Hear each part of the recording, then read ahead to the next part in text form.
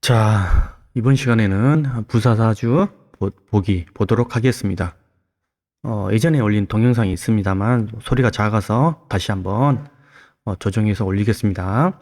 정묘, 을사, 개축, 임술 사주가 있습니다. 4월 개수다. 자, 4월 개수인데 임계수 일간들은 여름에 태어나게 되면 반드시 수량 확보가 우선이죠.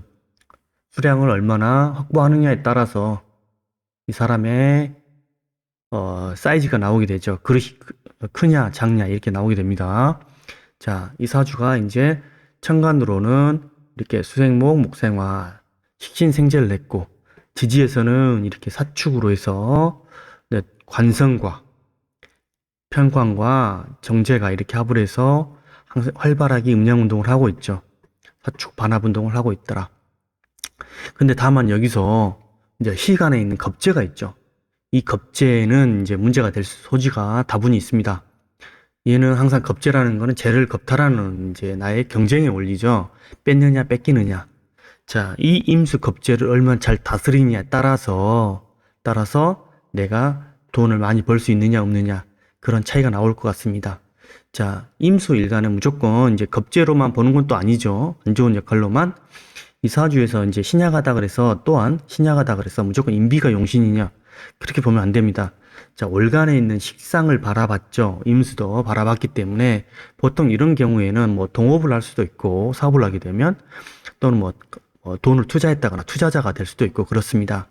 또 이제 이런 이제 천간에서 임계수 이제 이렇게 비견급이 있을 때 인성을 바라봤느냐 식상을 바라봤느냐에 따라서 약간씩 다르게 이제 용어를 정리하기도 합니다.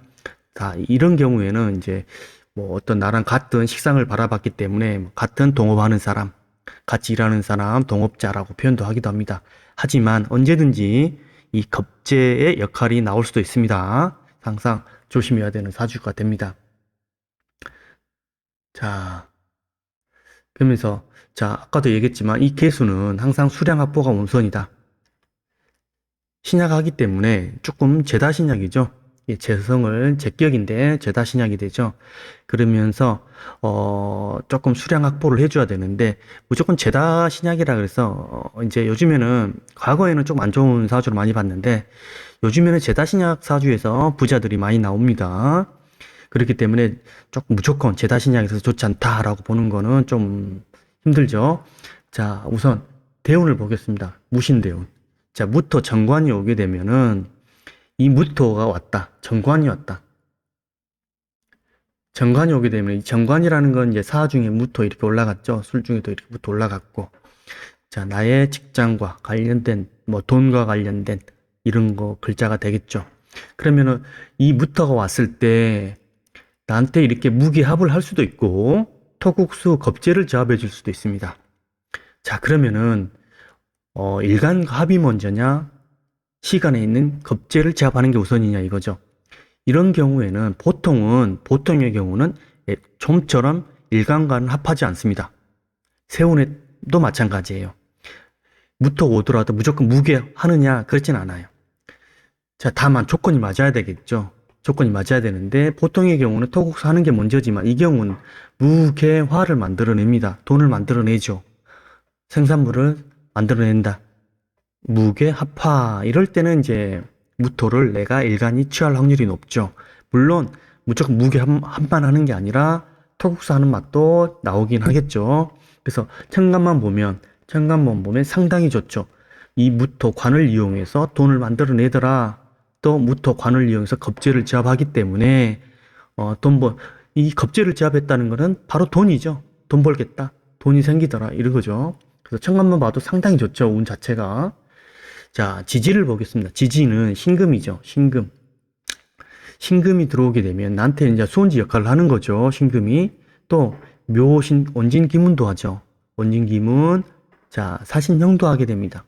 사신형을 했다. 그러면은 어떤 현상이 일어나죠? 당연히 사화도 바라는 현상이 나오고 신금도 바라는 현상이 나오게 됩니다. 자, 그렇게 되면 이 사주가 무신대운에 상당히 불을 축적할 확률이 상당히 높게 됩니다. 물론 이 신중의 임수, 겁재라는 것도 늘 도사리고 있죠. 하지만 기본적으로 봤을 때는 물론 나가는 돈도 있겠지만 벌어들이는 돈도 상당히 많더라. 이렇게 우리가 판단할 수가 있어요. 그래서 이 제다신약 사주가 무신대운에 아주 발제할 수 있는 가능성이 굉장히 높다. 이렇게 보겠습니다. 자, 정리하겠습니다. 자, 제다신약이라 그래서 무조건 돈 못 벌고 그러진 않습니다. 이렇게 운에서 잘 받쳐주기만 하면은 발제하는 현상이 잘 나오기도 하고, 이 겁재를 잘 다스려주기만 하면은 또 내가 돈을 벌 수도 있는 환경이 조성이 되더라.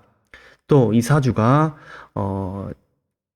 축중, 이 계수 이렇게 신약하지만 축토에만 근을 하지만 또 운에서 이렇게 수원지가 되지는 글자가 들어오게 되면서 또 사신형을 유발하게 되면은 내가 재성을 득할 확률이 커지게 됩니다. 그래서 이 사주는 제다신약이지만 원국은 크게 뭐 이게 부자가 될 사주가 뭐 그렇게 볼 수는 없을 것 같아요. 하지만 운에서만 잘 받쳐주면 큰 재를 취득할 확률이 높다고 보겠습니다.